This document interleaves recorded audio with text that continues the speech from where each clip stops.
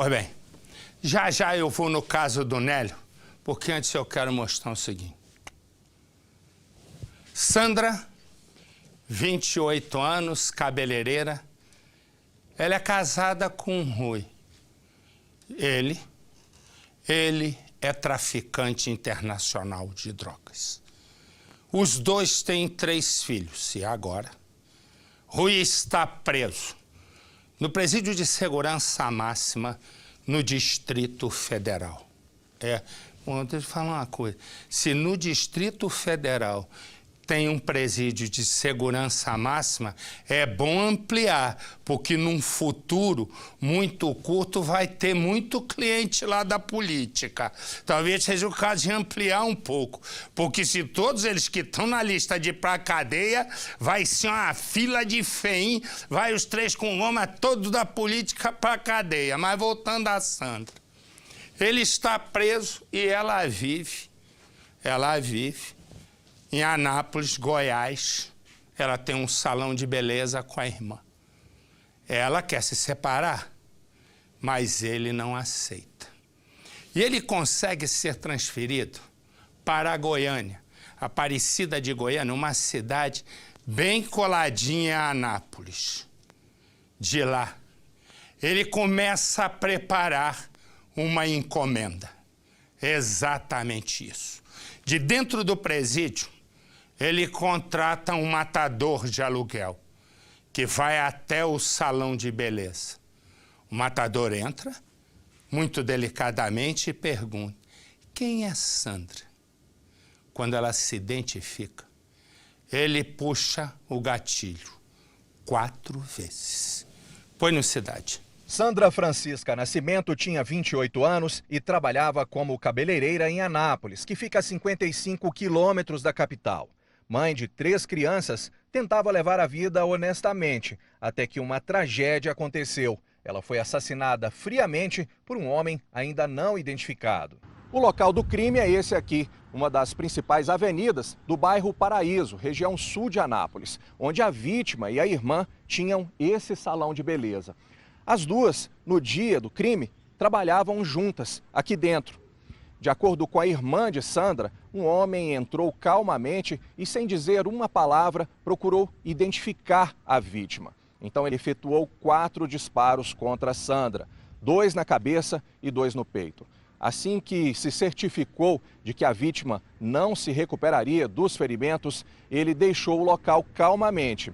Ele não usava máscara e nem fazia questão de esconder o rosto.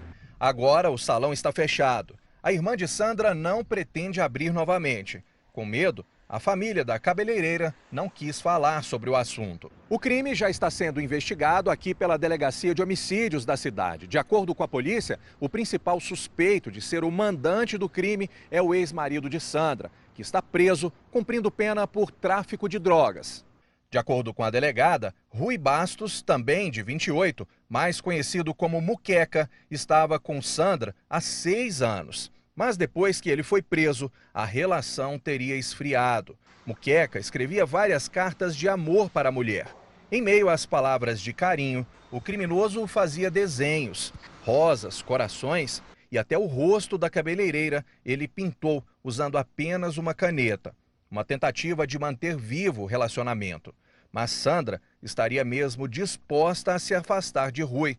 Ele não aceitou a separação e as cartas com palavras de amor se transformaram em ameaças. Este amigo da família, que preferiu não mostrar o rosto, reforça as suspeitas. Eu falava assim que ele, quando saísse da cadeia, ia matar ela, entendeu? Aí a família deles pegava e estava mais tranquila, assim, porque ele estava preso lá. Não sabia que ele ia, assim, por exemplo, não tem prova ainda que é ele, né? Mas ele é o único suspeito, que ela não tinha nenhum inimigo. Segundo ele, por causa dos 3 filhos, Sandra ainda visitava Muqueca, mas durante as visitas era ameaçada e espancada. Ele ameaçava ela direto, batia nela, entendeu? Aí ameaçava ela, as coisas eram difíceis demais. Muqueca cumpria pena num presídio do Distrito Federal, mas conseguiu a transferência para uma penitenciária na região metropolitana de Goiânia. Para o amigo, a Sandra sabia que ia morrer e, indignado, não entende por que um condenado por tráfico internacional de drogas consegue ser transferido de um presídio considerado de segurança máxima para uma cadeia em Aparecida de Goiânia. Para ele, isso foi determinante para que Rui conseguisse planejar o assassinato da companheira de dentro da prisão. Preocupada com a situação, a família chegou a cogitar a saída de Sandra do país. Ela não saiu porque ela ameaçava de matar alguém da família. Aí como é que fazia para ela sair? Não tinha jeito, né? Tanto que a família dela agora só quer paz, não quer que ele, né, manda matar mais ninguém, quer paz. A família dela só quer paz.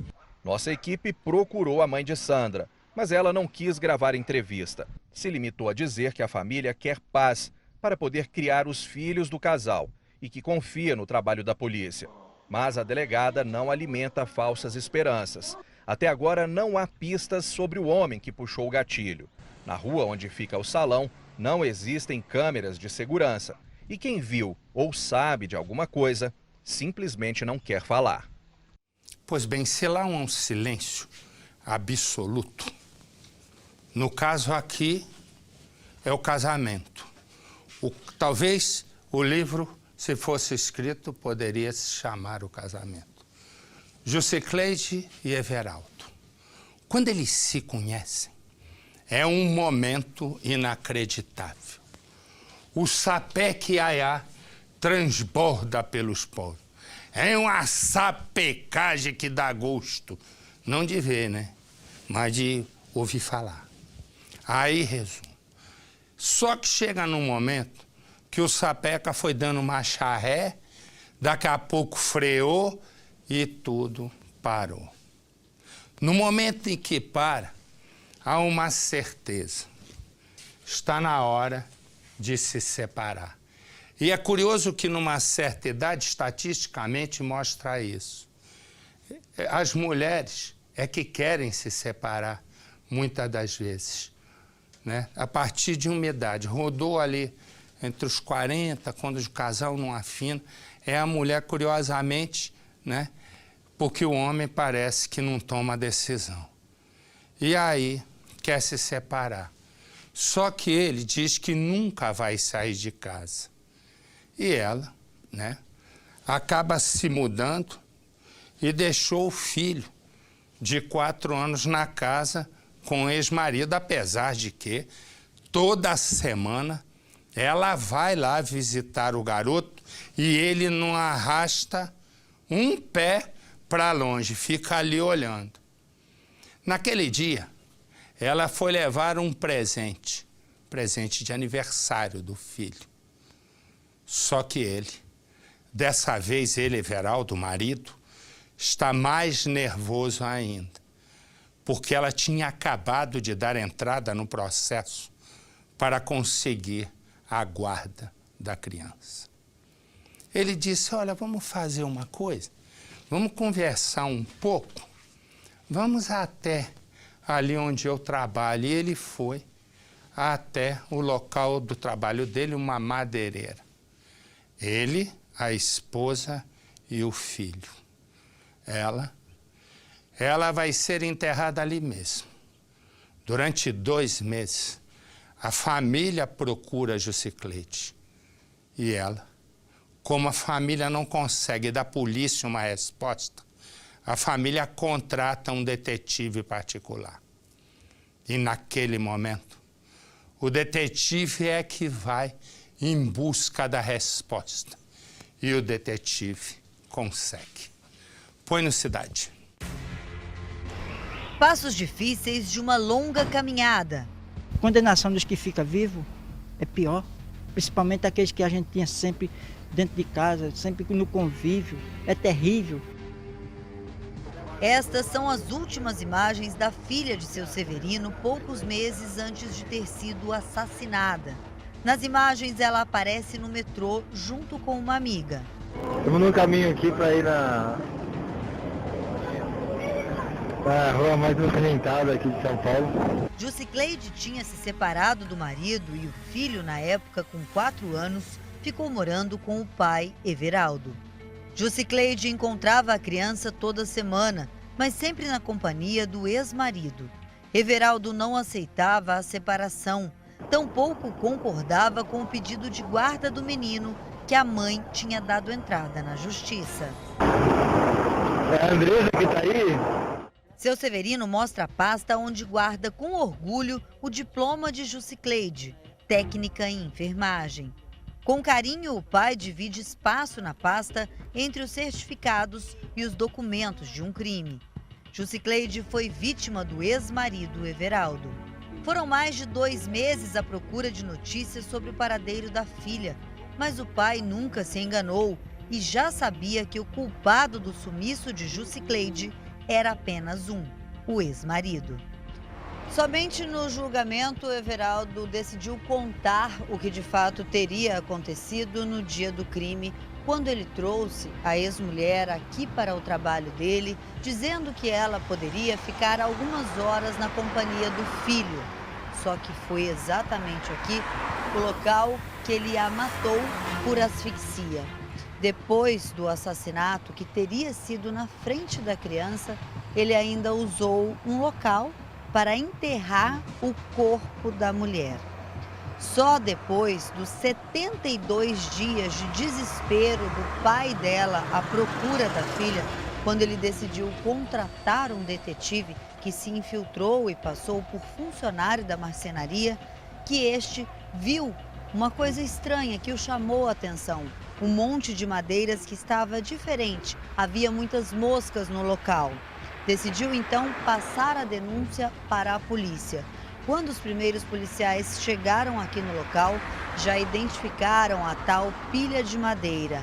Era o local onde o corpo estava enterrado. Eu disse assim: ei, rapaz, o que é que você está olhando aí? Ele disse: não, eu estou olhando aqui as madeiras que a gente está fazendo aproveitamento. Aí ele disse: não, essa madeira aí ninguém vai fazer aproveitamento dela não. A gente não vai precisar dessa madeira não, pode deixar essa madeira aí. Aí o detetive saiu fora, né? Aí depois ele voltou lá mais 2 vezes, aí foi o suficiente para ele saber que ali tinha coisa estranha. Quando a polícia encontrou o corpo da vítima, Everaldo fugiu. Ele só foi preso quase 1 ano depois, quando se entregou nesta delegacia. O julgamento aconteceu neste fórum e foi exatamente neste local que o pai da vítima ficou frente a frente com o ex-genro assassino. Foi também aqui que o Everaldo ouviu a pena que ele recebeu da justiça, os 13 anos de prisão. Para o pai da vítima, essa condenação é pequena demais. A justiça, ela começou a fazer o papel dela. Porém, eu acho que o tempo que ele recebeu para que ele pagasse esse crime tão cruel é pouco. Ao sair de Pernambuco, logo que a filha desapareceu, seu Severino veio para São Paulo com 2 objetivos: encontrar a filha viva ou morta e conseguir a guarda do neto. Mas esta batalha ainda está no começo. Eu queria que a justiça me desse direito de eu levar meu neto, tirar desse meio, porque é um meio terrível. Eu mesmo não venho aqui, distante, né? Muito distante para mim. E outra coisa, ele procura a mãe dele e ele diz o quê para o filho, para o menino? O que é que ele está dizendo? Será que ele está dizendo que o menino a mãe dele virou uma estrelinha, como a maioria fala? E que estrela é essa que não brilha em canto nenhum? Exatamente isso, tá certinho. E se esse tá preso, tem outros presos ali. Me dá os presos. Você vai vendo esses aí, estão envolvidos em roubos de carros, roubo de lojas, roubo de casas, roubo de picolé, roubo de sandália. Tudo que eles vêm pela frente, eles roubam. Eles renderam uma família inteira num assalto. Mesmo amarrada, uma das vítimas conseguiu chamar a polícia. E aí a polícia descobre que eles só assaltavam com roupas do Exército. Põe no Cidade. Era com esses uniformes do Exército que Robenilton de Souza, de 38 anos, e os comparsas Flávio Costa, de 27, e Thalisson Thiago, de 18, assaltavam casas, comércios e roubavam carros, segundo a polícia. Os criminosos chegaram em uma casa às 5 horas da manhã e surpreenderam a família que estava dormindo. 3 adultos e uma adolescente. Amarraram eles em um cômodo e levaram tudo o que quiseram dentro dos carros da família.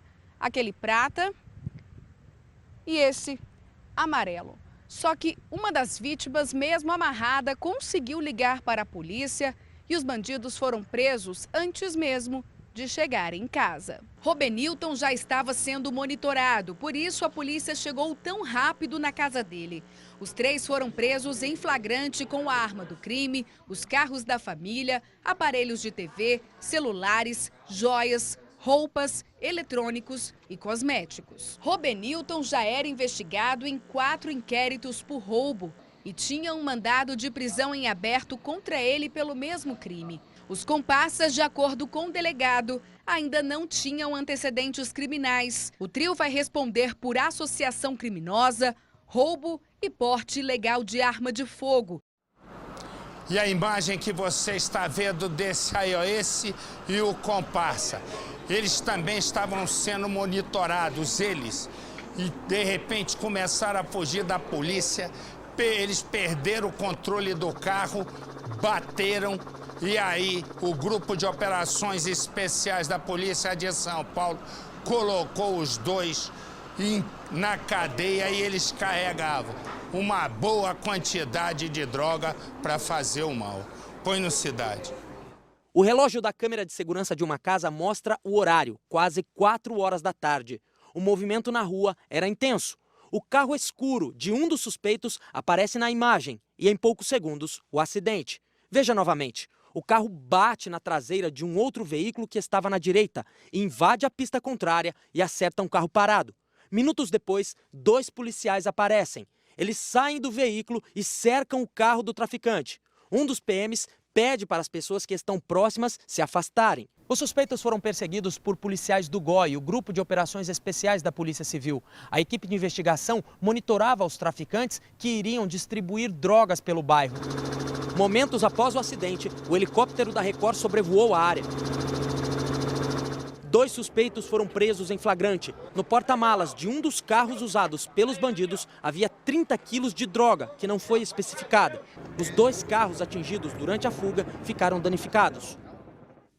E esse aí que você está vendo preso, ele estava assistindo a uma partida de futebol, desse campeonato assim de várzea, quando de repente termina o jogo.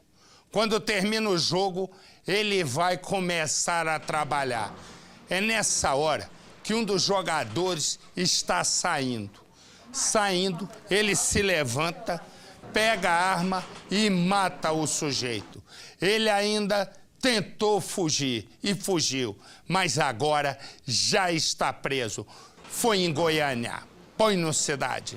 Este jovem de 22 anos, que não tinha passagens pela polícia, confessou ter sido o autor de um assassinato onde a vítima não teve como se defender. Agora, o motivo que levou Marcos Paulo Xavier de Jesus a matar Willy Nelson Coelho é o que chama a atenção. Mostra a banalidade, mostra a crueldade, a futilidade dos motivos que hoje vem sejando todo esses crimes de homicídio que nós temos vendo hoje, né? Apenas um esbarrão numa partida de futebol que ocasionou a prisão de uma pessoa de 22 anos e a morte de outro também de 22 anos. Eu estava jogando bola lá e foi desentendeu comigo lá. Eu esbarrei nele lá e falou que ia matar mim. Pode olhar lá na porta da minha casa lá, que vocês viram lá, de que ele anda.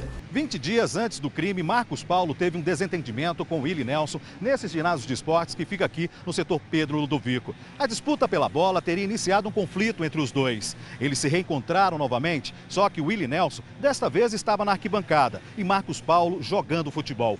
Quando a partida terminou, Marcos Paulo pegou uma arma e foi em direção à vítima. Na frente de várias testemunhas, fez 3 disparos. Ele chegou a ser socorrido, mas não resistiu aos ferimentos. Para a polícia, o crime foi uma execução. Eles estavam muito próximos, a 2 metros de distância um do outro, ou seja, ele realmente queria esse resultado à morte, mesmo porque ele afirma que ele disparou todos os disparos do revólver, apenas 3 que pegou nele, infelizmente, porque ele fala que infelizmente a arma deu um pane na arma e ele não conseguiu atingir com os demais. Então isso prova que é premeditado e que ele queria o resultado morte daquela vítima. Deixa eu mostrar aqui, para falar em resultado morte, me dá a imagem. Imagem nesse momento do comandante Juan. Você vai vendo, o resgate chegou nessa casa aí, nesse instante, e o nosso comandante Juan está lá está lá porque, pela informação, uma pessoa teria sido baleada dentro de casa. E é essa informação que a gente vai confirmar com o Juan. Boa tarde, Juan.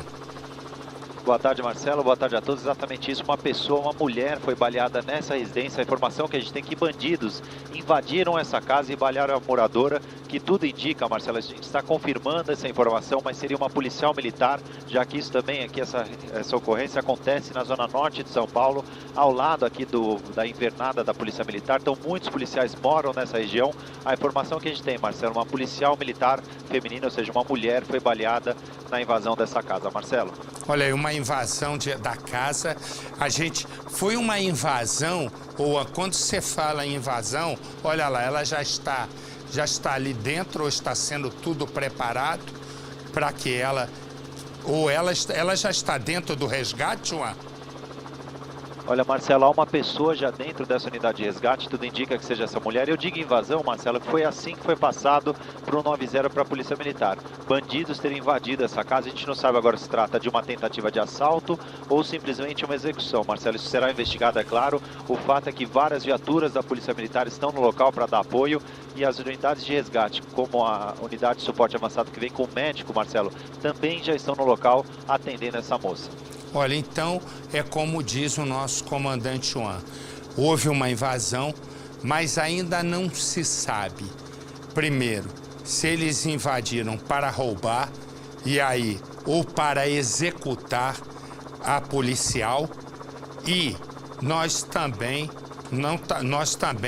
não sabemos se houve reação, porque ali você vê na unidade de resgate há uma pessoa. A questão é que entrando e saindo, paramédicos estão entrando e saindo. O que nós não sabemos dizer, se eles estão entrando e saindo para pegar equipamentos que poderiam ter ficado por lá, ou se eles estão entrando porque tem mais alguém ferido. Você imagina, se isso aconteceu há cerca de uns 20 minutos, é um horário aproximado, imediatamente o resgate que estava próximo chegou, a polícia militar, se você perceber, são viaturas, em princípio, vendo daqui, são viaturas de área, ainda não chegaram, viaturas como rota, enfim, viaturas de pelotão de choque, da tropa de choque, que normalmente em questões assim, essas tropas chegam imediatamente e como tem uma policial baleada, também a Polícia Civil imediatamente entra no circuito. Então está tudo ainda nesse momento há dúvidas se foi um assalto ou se foi uma execução. Você vai vendo as imagens e vão entrando os policiais. Se você perceber, a perícia ainda não chegou.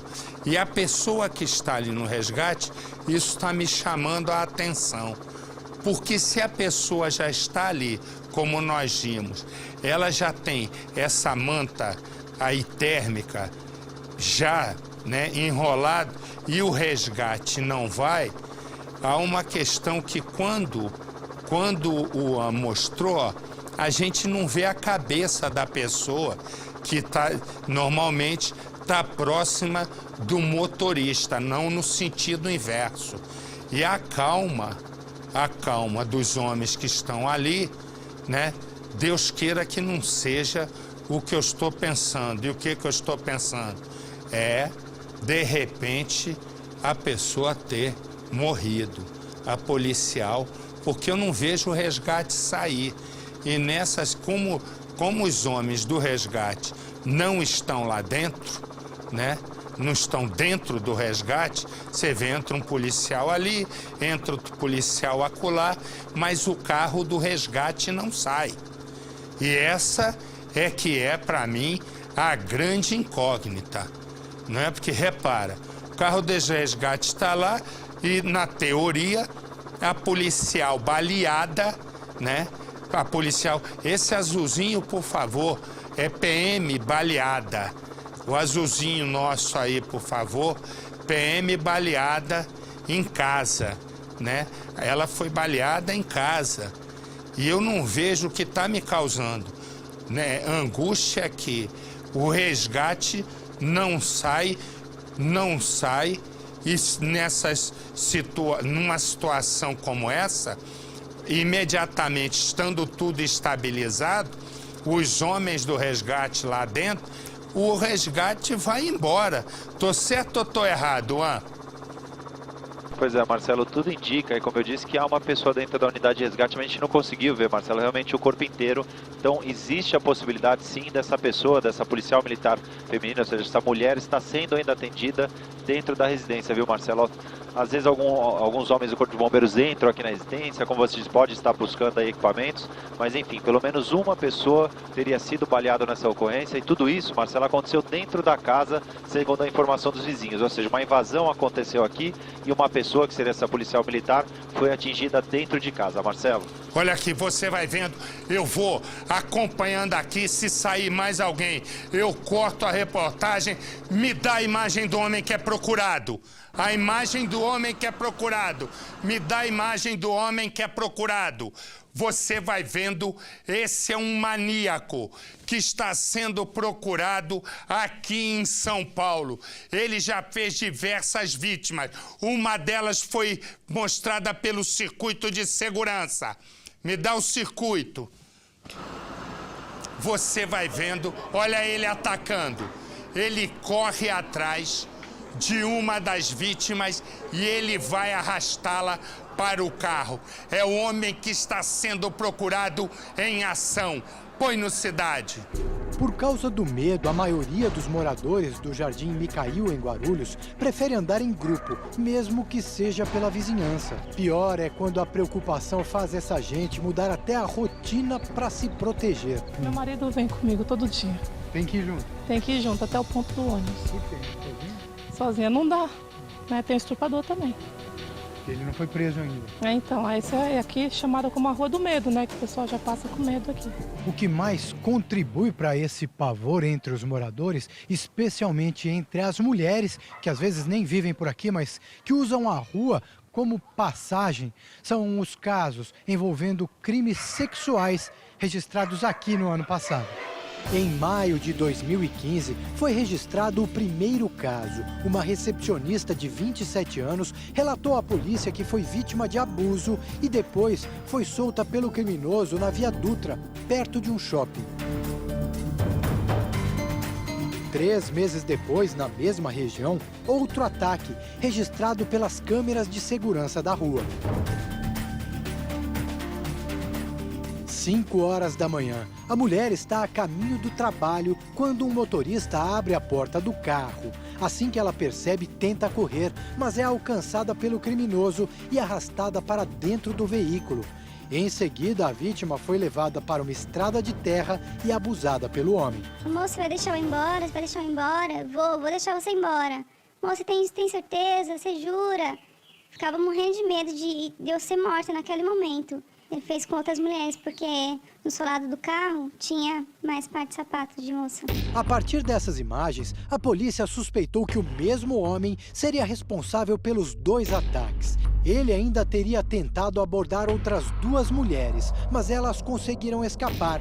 Uma delas é essa jovem. Das vezes que ele me seguiu, 2 vezes ele já desceu do carro para me pegar. Um retrato falado foi elaborado pela polícia. O criminoso seria negro, com aproximadamente 1,80 m de altura e cerca de 35 anos. Após a divulgação da imagem, uma terceira vítima procurou a polícia. Contou que teria sido assaltada por esse mesmo homem na zona norte de São Paulo. Um suspeito chegou a ser detido, mas acabou liberado pela polícia porque não foi reconhecido pelas vítimas. Depois disso, nenhuma novidade sobre o caso.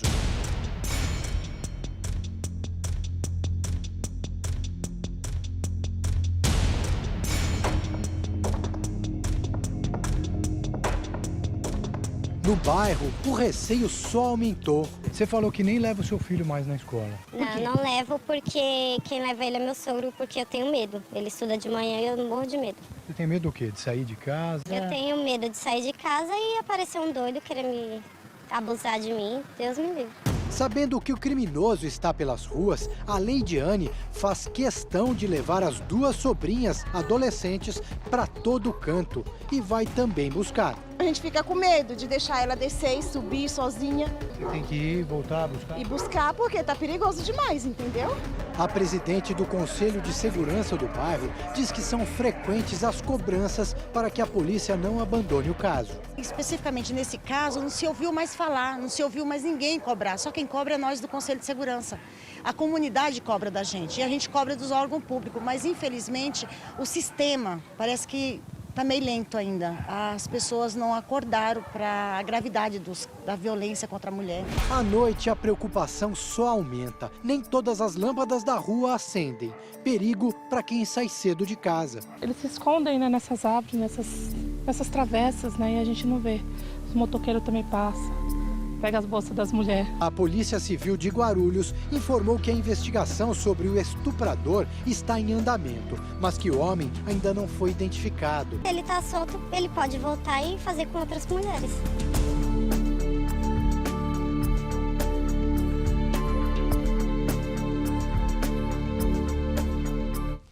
E nós que já encontramos, eu e você, né?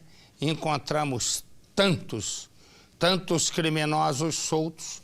Vamos ver se nós conseguimos ajudar neste caso. Se você viu esse homem, se você conhece esse homem, se você sabe onde ele está, ligue.